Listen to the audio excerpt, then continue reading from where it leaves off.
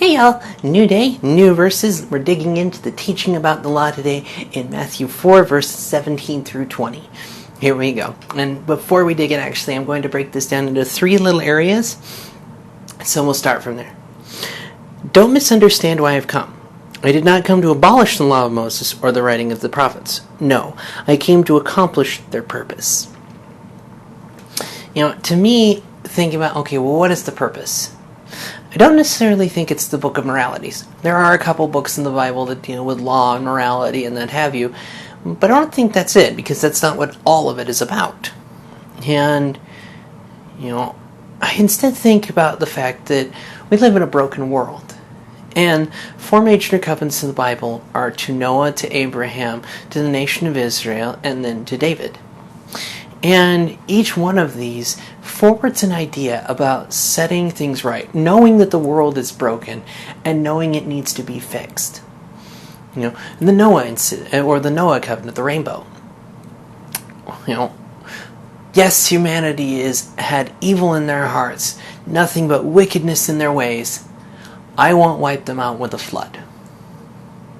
So, God's not going to wipe us out with a flood, but humanity still tends to have those evil moments.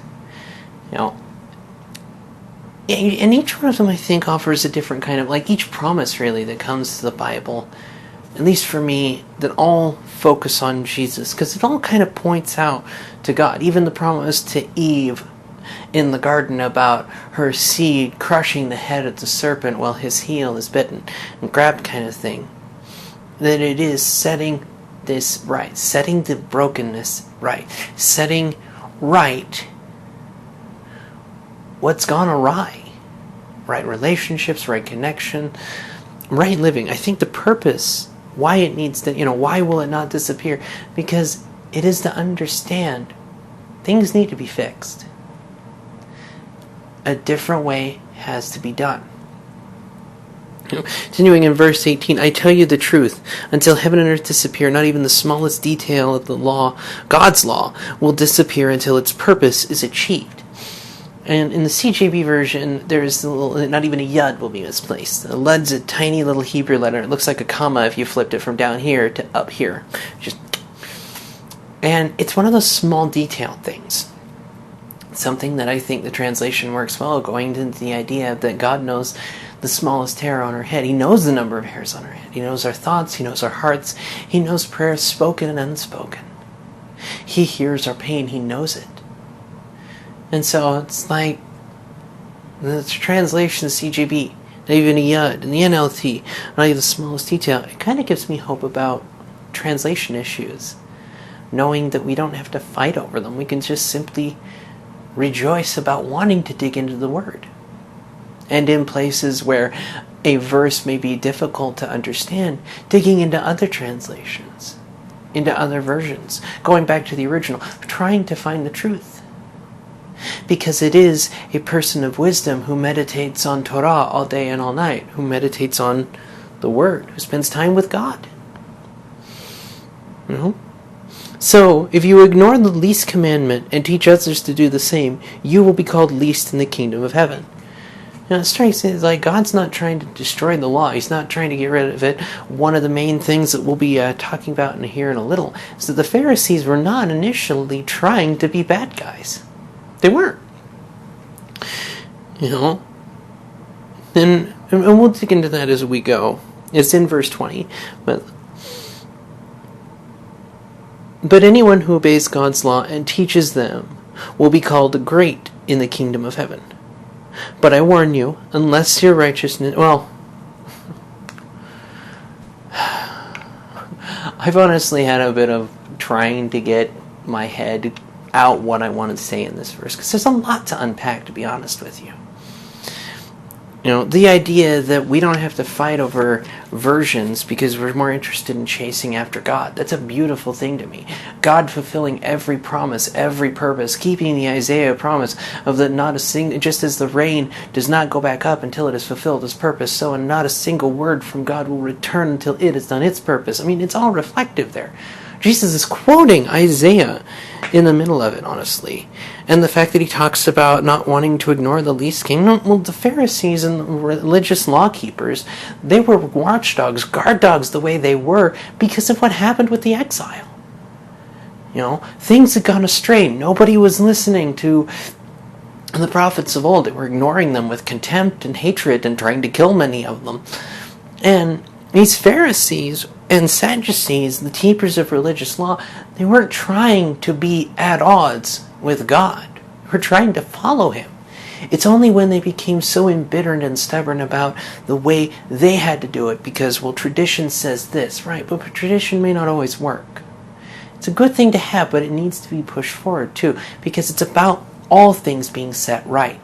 Righteousness, tzedek, it's about right relationships. Treating every single person on planet Earth with the God-given dignity they deserve as an image bearer of our Maker. Now, does that mean that we always appreciate what they do? Certainly not. Does that mean we appreciate the behavior or don't condemn bad behavior or don't praise good behavior? No, we should be acknowledging that. Just like emotions, they're there. They should be acknowledged and recognized. We must go deeper with them. Emotion must be tempered with reason.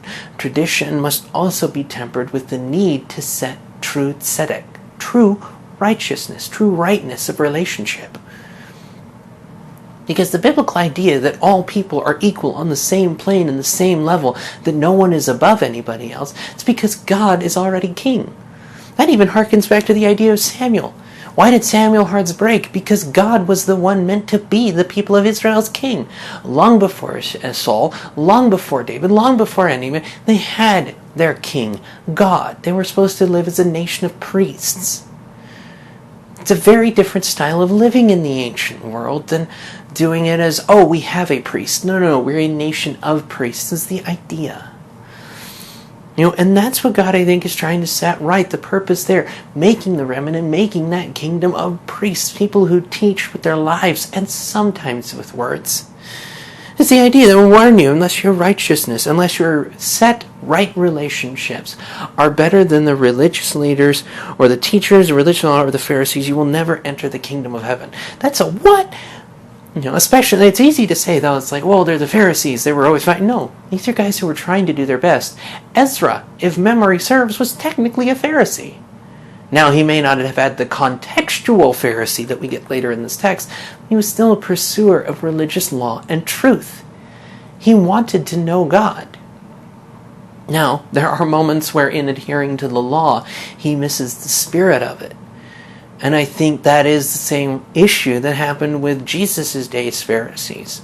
In wanting to obey the letter, they missed the spirit of it. You can't do any form of work on Sabbath. You're not even rubbing chaff from the grain because you're technically threshing.